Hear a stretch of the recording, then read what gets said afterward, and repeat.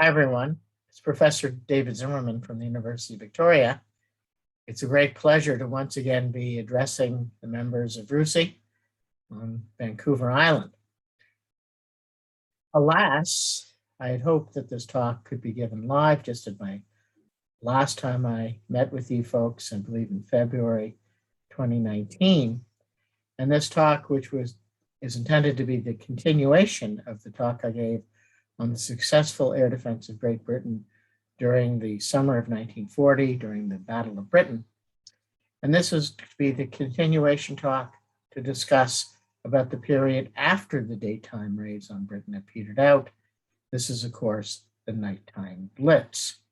But since we have to do this virtually, I thought I'd record this lecture in advance for you, just so that those of you who couldn't attend the live stream would have a chance to view the lecture. So let's get going.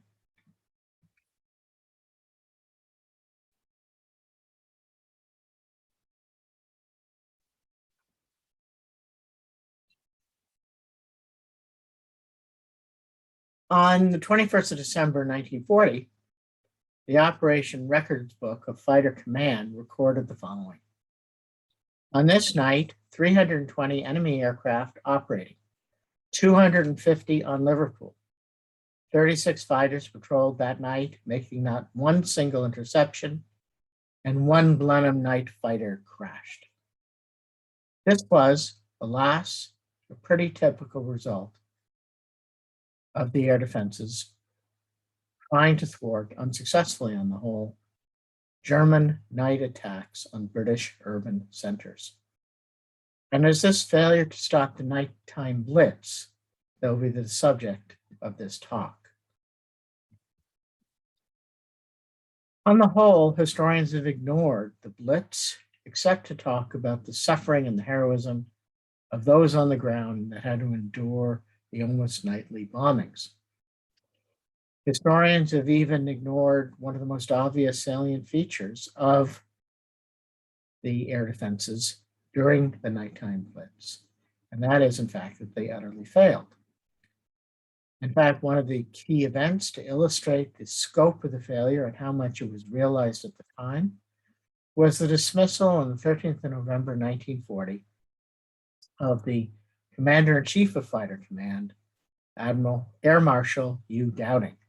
And Dowding, of course, who had saved Britain as a result of the air defense system he in large measure had commanded and been heavily involved in the design, which had thwarted Luftwaffe day attacks during the summer of 1940.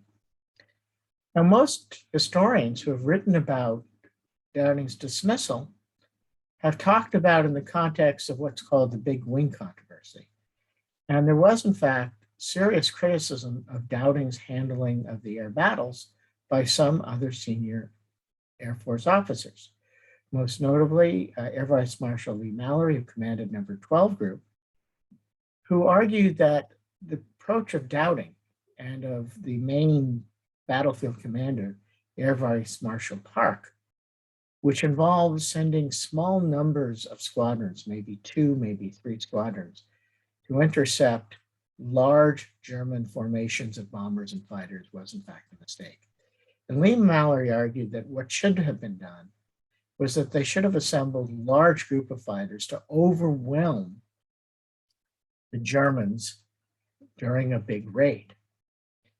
And this controversy went on through the summer and into the fall of 1940. And there's no question that Dowding was an unpopular man amongst most senior Air Force officers, including the Chief of Air Staff. Dowding was obstinate. He didn't take outside ideas gladly. He had to be coerced on some occasions to accept ideas that ultimately he would begrudgingly admit had significantly improved the air defense system that saved Britain in the summer of 1940. But historians have persisted to talk about Dowding as being dismissed as a result of the controversy over the Big Wing. And this is simply not true. John Ray, another historian, in his book, The Night Blitz, first presented evidence that showed, without any question, that Dowding had been dismissed as a direct result of the failure of the night defenses. And I expanded and explain in more detail in my book, Britain's Shield, that there was unquestionably the Dowding's dismissal was caused by this failure. Dowding had been retained in command of Fighter Command in large measure since May of 1940 as a result of the support of the Prime Minister, Winston Churchill. Churchill had resisted all demands by senior Air Force officers for Dowding to be removed. At the very least, it was Dowding's turn to move on, particularly after the battle petered out in September. But it was only when it became clear that there were no effective night defenses that Churchill gave in and gave Dowding a lateral punt to a mostly ceremonial job in the United States. And thus, the man who had won Britain's only military victory in the war up to that point suddenly was removed. Britain's hero became a scapegoat. Now, it is not surprising that the night defenses were ineffective. After all, the day defenses had only really truly become effective just in the weeks prior to the Battle of Britain beginning. Prior to the war, there was no night fighters in Royal Air Force inventory. Pre-war air exercises had indicated that night defenses were possible. But these pre-war air exercises have been done with pre-war safety concerns. And bombers flying at night were required to display their navigation lights. As a result, as some of the reports of these exercises pointed out, bombers could actually be seen by fighters at greater range than they could normally be seen during the day. So this was not a realistic approach. And in fact, day fighters were, in wartime, virtually useless trying to detect bombers. And they did send up day fighters like Hurricanes to try to find bombers. But in fact, they suffered far more casualties in landing accidents and in operational accidents than they ever even saw a German bomber. Now, the other primary defense of the skies of Britain were the anti-aircraft guns, and they were of limited value. They used mechanical predictors and time fuses. There was no proximity fuse until much later in the war. There was no, except for some very, very limited use of the most basic early models of radar gun laying sets. Almost all of the guns had to be aimed using searchlights. And the searchlights, in turn, had to be aimed to try to find a bomber using acoustical listening devices, such as this ungainly apparatus with a group of scientists who invented it on board, essentially two giant stethoscopes, one group of horns giving direction, the other group of horns giving altitude. And this was done by listening to the sound that came into these cones through these rubber tubes. As I say, a giant stethoscope. Not very effective. As for using of aircraft, which would prove so effective in the summer during the daytime raids, the difficulty of organizing a night defense was that it required not one basic type of radar, because the air defenses could be run with just the early warning sets that exist, such as this chain home radar station here, or the chain home low, or CHL, early warning radar system that detected aircraft at below about 10,000 feet. What was required was two additional types of radar sets, neither of which were actually in service when the war began. The first was ground controlled interception radar, or GCI. This was designed for a controller to direct a fighter to within about 8 to 10 miles of a target. And then mounted on board an aircraft was the airborne interception radar, which would take over where the GCI radar left off and guide the night fighter to hopefully within 250 feet of a German bomber. But Simply put, there was no way to do this in 1939 when the war began because GCI and AI didn't really exist.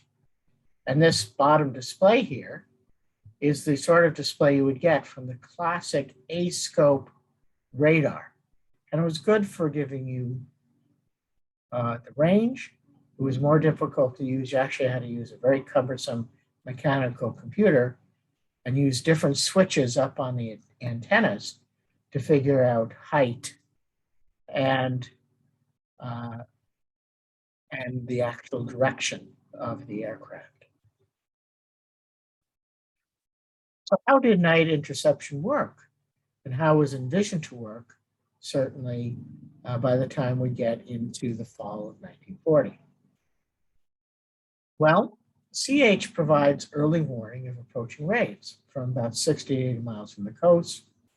It's less for the CHL radar that detected low-flying aircraft. Night fighters, either a Bristol Blenheim or by late 1940, a Beaufighter, were scrambled to get into patrol areas where they could be guided to intercept bombers. As the bombers crossed the coast, the new GCI radar would guide fighters to a position above and behind the bomber. The fighter is guided by ground controllers to win about 3 to 4 miles of the target, which was the maximum effective range of airborne intercepting radar. AI radar on the night fighter takes over, and the plane picks up speed, diving until it is just below and behind the bomber.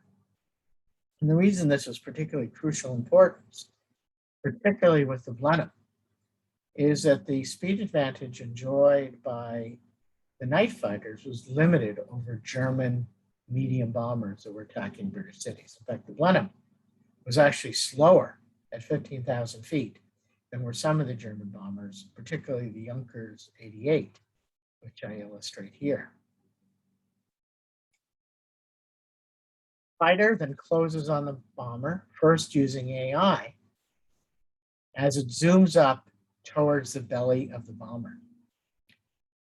Between about 500 to 250 feet, with any luck, a keen night fighter pilot would use his Mark I eyeballs, as I call them, to visually detect the German bomber.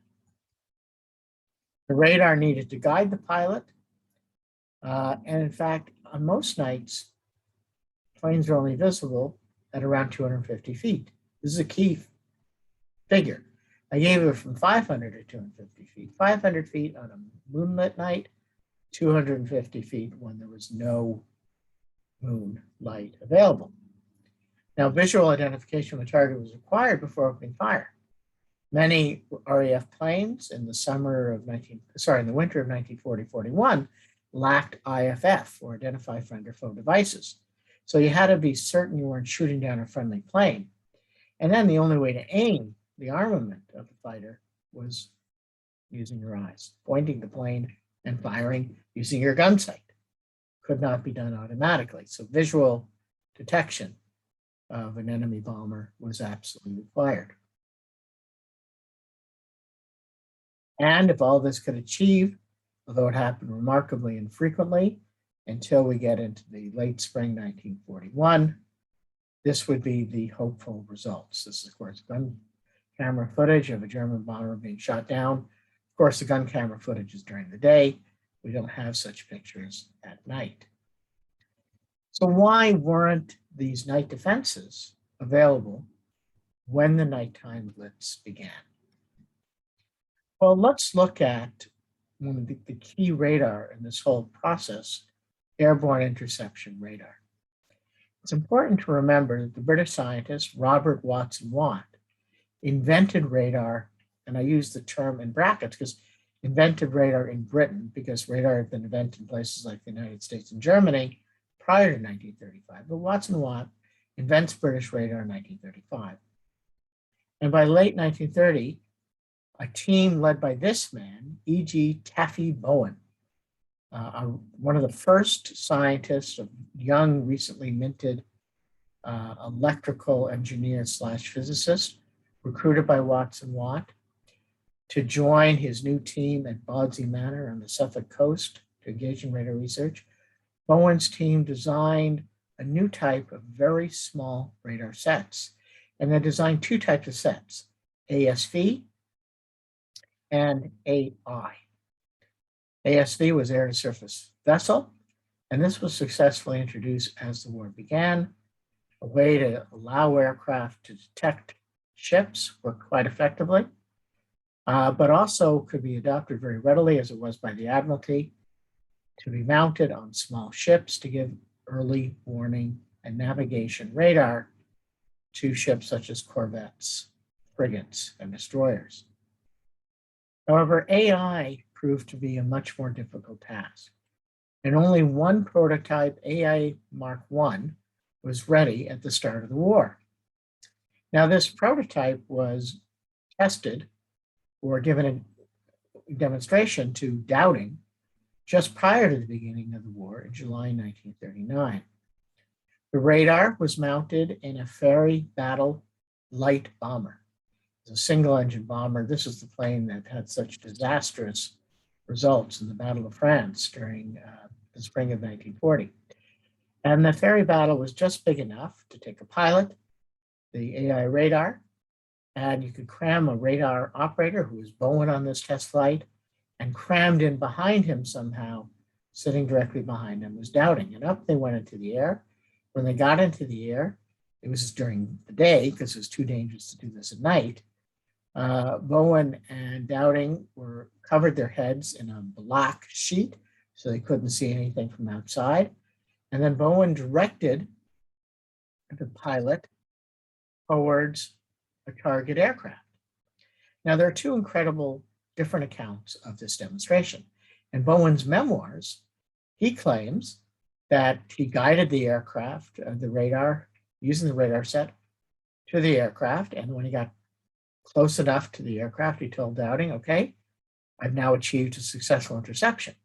And according to Bowen's account, they then whipped off the sheet, and Dowding looked around and he said, where's that aircraft? I don't see it anywhere. And Bowen just sort of laughed and he pointed almost directly above, and about 150 feet above their aircraft was the target aircraft. Dowding had a conniption fit and said, my God, we're too close. Tell the pilot to break away and dive immediately. And thus, Bowen said, I demonstrated the effectiveness of AI radar to Dowding. It's a lovely story. But like many of the accounts in the memoirs of radar scientists, it's simply not true. Dowding wrote his own official report of this event. And what he said, quite frankly, is the AI radar was disappointing. It had only been able to approach an aircraft within about 1,000 feet before it lost the signal of the target aircraft. When he saw this, he told Bowen this was not good enough. The plane then landed. Dowding went on to do a further tour of other radar work being done at Bawdsey. But at the end of the day, as Dowding was having a goodbye drinks with the senior people at Bawdsey, Bowen burst into the room and said, Air Marshal, I've further refined the set based on your observations, and I'm now absolutely certain we can get it down to around 250, maybe 500 feet. And that should just about do what you want. And Dowding was so pleased with this result that he told Bowen to immediately stop research work on AI radar, stop trying to improve it, but to fix the design as it was right now, based on Bowen's improvements, and to have his scientists hand build 21 Mark I AIs for immediate squadron use. Now, this was an extraordinary situation, particularly as we'll see, Bowen, quite frankly, had lied to Dowding. The radar that he had built was no better than had been demonstrated and reported in Dowding's report. The radar could not detect aircraft at distances less than 1,000 feet. But all research work on AI stopped as Dowding's team took to trying to get enough component parts together from different suppliers in order to assemble these 21 emergency hand assembled and built AI Mark I's.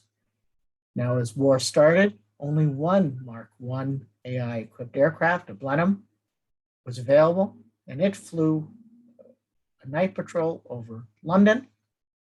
The radar operator was one of Bowen's scientists. There was no RAF personnel who even knew how to use an AI radar. Now, this, you might say, well, okay, it's a start.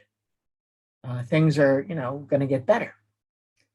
But what no one could have anticipated is the events that occurred in September 1939, with the complete collapse of British radar research, which basically ended any effective research in all forms of radar for over 6 months. And the man responsible for this disaster was this man here, the inventor of radar, Robert Watson Watt. Now, Watson Watt had, through his own advocacy, been promoted to a position in the Air Ministry, and he was no longer in charge of radar research at bombing. He had wanted to be put into a position of authority over all aspects of radar, including not just research, but development, production, installation, manning, supply, etc. And in the previous talk I gave you, I talked about how Watson Watt was a complete dud at this job. He is a classic example of the Peter Principle, promoted beyond the level of his competence. And this was clearly shown in the events of September 1939. Prior to the war, there had been concerns raised about the location of the radar experimental unit at Bawdsey Manor. On the Sussex coast, literally cliffs where early chain homes set had been built on the Bawdsey Manor grounds. It was feared that the Germans could launch a commando attack, perhaps seizing radar sets, equipment, documents, and even kidnapping some radar scientists. As a result, it had been decided that the radar research program would have to be moved to another location. Now, the man in charge of Bawdsey, a civil servant named A.P. Rowe, had advocated for moving in an orderly fashion the radar researchers prior to the war. But Robert Watson Watt, who ultimately had authority over this, said, no, nonsense. Just keep on going as you are because everything is so wonderful at Bawdsey. I'll make sure everything is ready to go for our move. And he left it at that. On the day war is declared, Rowe gets a phone call from Watson Watt. All right, war's on. Take all the trucks you have, load as much equipment as you can into those trucks, get everybody stuffed into the trucks, and start driving north to Dundee, Scotland. I've arranged with the college there, that's going to be where you're going to have your radar research facility. Now, Rowe didn't know what to do, but he had to obey orders. There weren't enough trucks. Eventually, they only were able to take about a third of their equipment, but they followed orders and headed north. And they arrived a day and a half later, crack of dawn in the morning at the college in Dundee. No one was there to greet them, which surprised Rowe and the others. Quite a while later, the principal of the college arrived. He looked at all these trucks and all these disheveled scientists who hadn't slept for a couple of days. And he said, who in the hell are you? And they said, well, we're here to set up radar research. And he said, what are you talking about? Well, Watson Watt arranged this all. It's all been done officially. And the principal said, no. If you're talking about Robert Watson Watt, he was here a few months ago. He attended this college and he stopped by, and I invited him for tea. And we had a discussion, and he mentioned casually, could I accommodate a small research facility if a war was declared? And I said, sure, send me the details and I'll see what I can do. I never heard anything more back from Robert Watson Watt. Never once has he contacted me since then. Our term's about to start. The college is full. I have no room for you. After frantic phone calls to the Air Ministry, Watts and Watt, etc., the principal finally agreed that he had one empty laboratory where all of the radar research for Great Britain was going to be carried out. Much of the equipment that had been brought up from Bodsey, and remember, it was only a third of the equipment, was left outside, just in the open air. Now, Bowen's AI team, because they were fitting radar into aircraft, needed an airfield. There was no airfield anywhere near Dundee. The closest airfield was a small grass private field at Perth, located 22 miles away. Bowen was told by Watts and Watt, that's where you should head. Off he went. They got to this small airfield. The owner of the small airfield, who ran a flying club, looked at these people and said, who in the hell are you? They said, well, we're here to do secret research. He said, no arrangements were made. Against frantic phone calls. Finally, the owner of the airfield said, well, okay, I have one empty, unheated hangar you can use. And that's where AI radar research and development, and of course, installation work now commenced. Much of it being done outside. And of course, the weather in Dundee, Scotland is pretty horrific in the late fall, going into the winter, and was awful. Make matters even worse, the scientists actually had no idea of how to turn a prototype into a device that could be mass produced. No blueprints or specifications existed, and they only had the sketchiest idea of how to fit a radar into an airplane. Many of the component parts didn't fit together, in large measure because the manufacturers of the individual component parts had never been shown a complete working model of the AI radar. They didn't really understand, and without any written specifications or blueprints, nor could they be expected to understand, how it was all supposed to be assembled with another company's component. The only thing that helped them a little bit was 4 aircraft fitters who installed radio equipment into aircraft, were sent up from the Royal Aircraft Establishment in Farnborough. And they were pearls without price, according to one of the radar scientists, because they helped lead the way in installing those first 21 sets into the aircraft. But the set itself was a disaster. It didn't work very well. It was essentially a pieced together experimental device, which hadn't been designed to actually really been mounted on an aircraft. And just one example of how awful this early radar AI Mark I was, in the first 12 airborne tests, 6 of the sets caught fire. Nothing you want to have happen when you're flying an aircraft.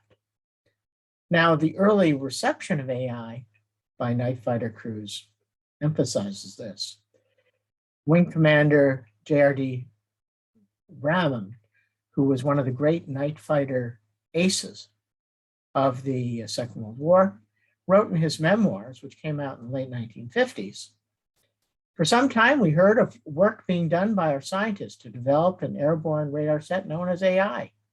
One day we received a few of these aircraft. The briefing on the equipment was short, and we had few people who knew anything about it. These aircraft had the turrets removed, and now our gunners were to be trained or train themselves on how to work this magic gear located in the bowels of an old Blenheim. The early equipment was very temperamental. This, coupled with the lack of training of the gunners, and I am afraid the skepticism of the pilots, didn't give the AI equipment much of a chance. Usually after takeoff on a night sortie, the pilot would be told that the AI was unserviceable.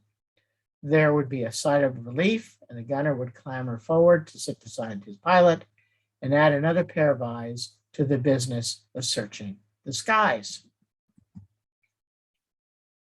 As a result, things didn't get much better. In fact, after the initial hand-built models finally entered service by the end of 1939, a production model, AI Mark II, began to enter service. And this was followed by a slightly improved set, the AI Mark III. The problem was none of these first 3 versions of AI worked.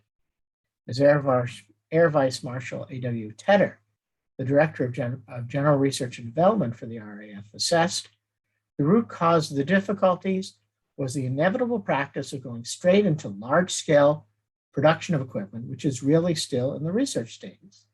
No private firms were allowed to see the full design, as I've already explained, only manufacture components. And even worse, as I've already explained, the AI Mark I and II, and for that matter, the 3, didn't really work very well. And by the 12th of December 1939, the use of AI flights at 2 of the major air bases where night fighters were based, Martlesham and Manston, were discontinued. The equipment was unsatisfactory. Mark I sets and the production version of the Mark II and III were generally poor performers.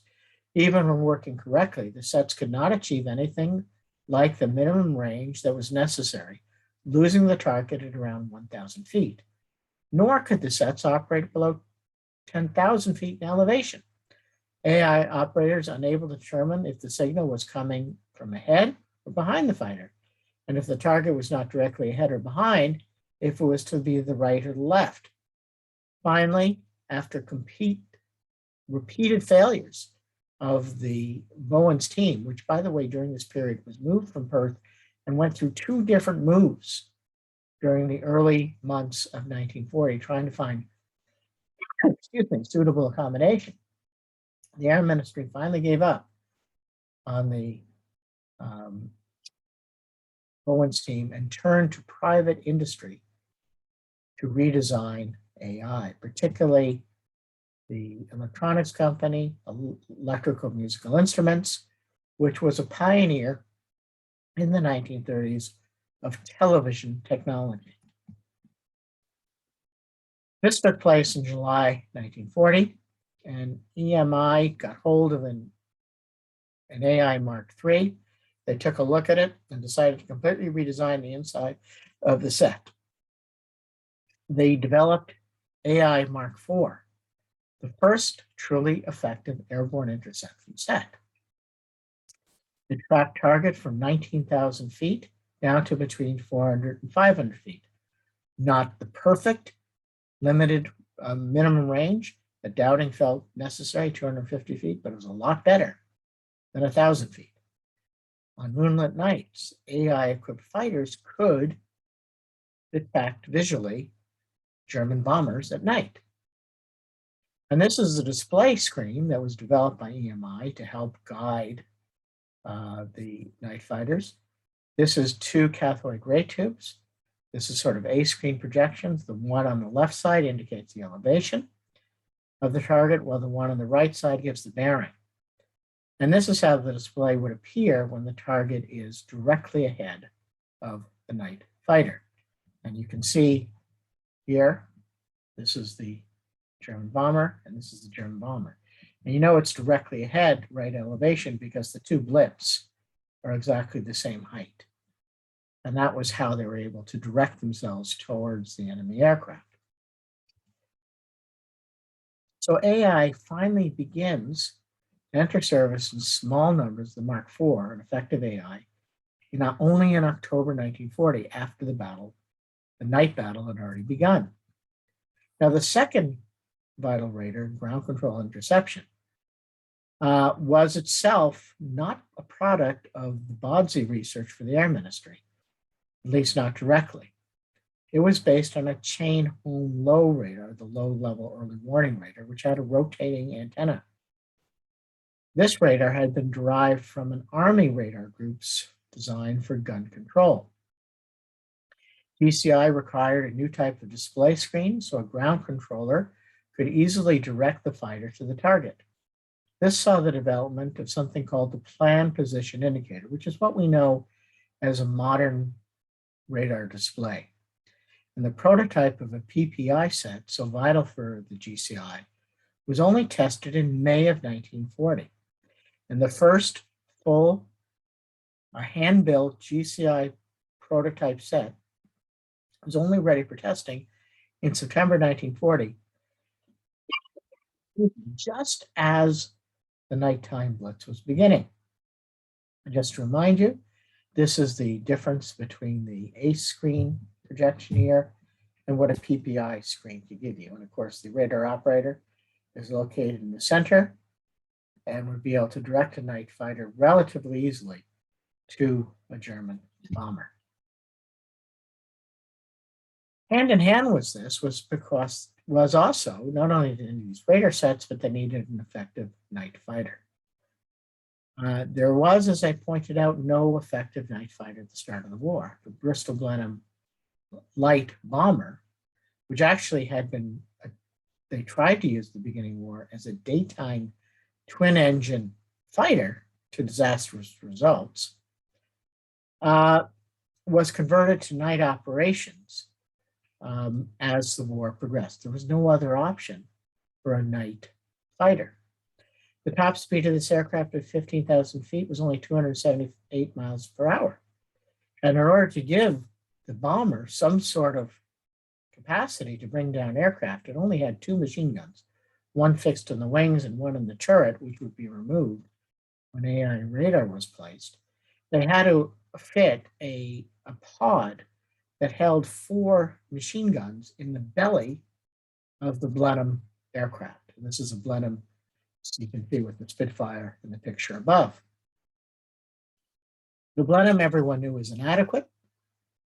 And finally, a purpose-built night fighter, the Bow or a viewfighter, began to enter service in July 1940. It was a much better aircraft, the top speed of 320 miles per hour, and perhaps even more importantly, it was equipped with a great wallop of a main armament, 4 20-millimeter cannons.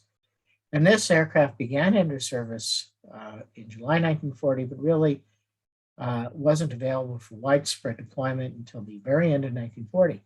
And the Bow fighter had a series of teething troubles, not the least of which was the regular jamming of its cannons, particularly as they're approaching a target at night. They push the button and the guns would jam.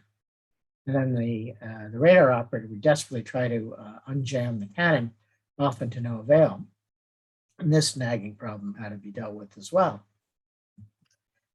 However, with AI Mark IV, GCI, and the Bow fighters, which entered service simultaneously at the end of 1940, gradually the air defenses began to have some success.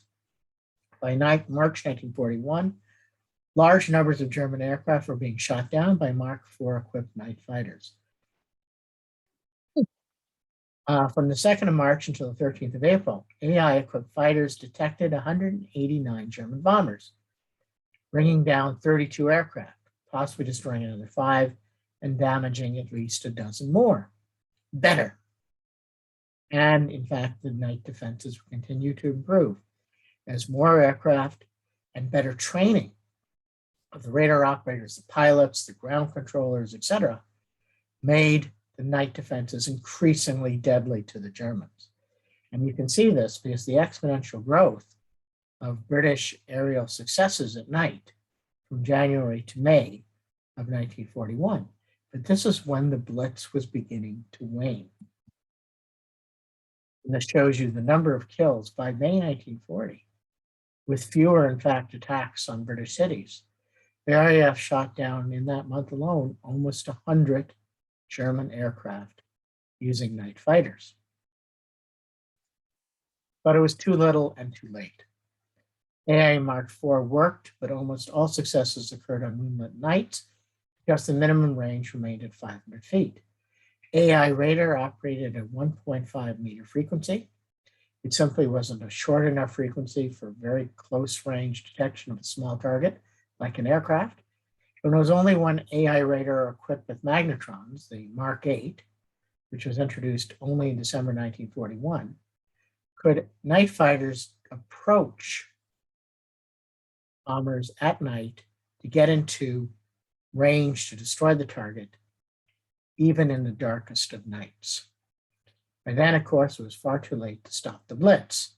In fact, as the night defenses became effective, the Germans were already winding down the campaign, shifting the resources of the Luftwaffe to prepare for Operation Barbarossa. Failure to stop the nighttime Blitz is one of the stories of the Second World War that I've said is often not told. Of course, we know about the tremendous sacrifice of British civilians. Over 43,000 were killed, the vast majority of them killed in night raids. I don't think anyone is to blame for the failure of the night defenses. Dowding certainly was scapegoated for the failures. The technological complexity and the time available precluded a better outcome. The fact of the matter was that the British were incredibly fortunate due to their hard work, that the day defenses themselves just came online just prior to the Battle of Britain commencing. It is therefore not surprising at all that the night defenses failed. And it's important to appreciate just how rapidly technology was changing as the war was getting underway. Thank you very much. I hope you enjoyed the talk. And if you're here at the live stream, of course, I'll be happy to answer any questions. But if you're not there and you want to ask me any questions, please don't hesitate to email me, and I'll be glad to get back to you. Bye-bye.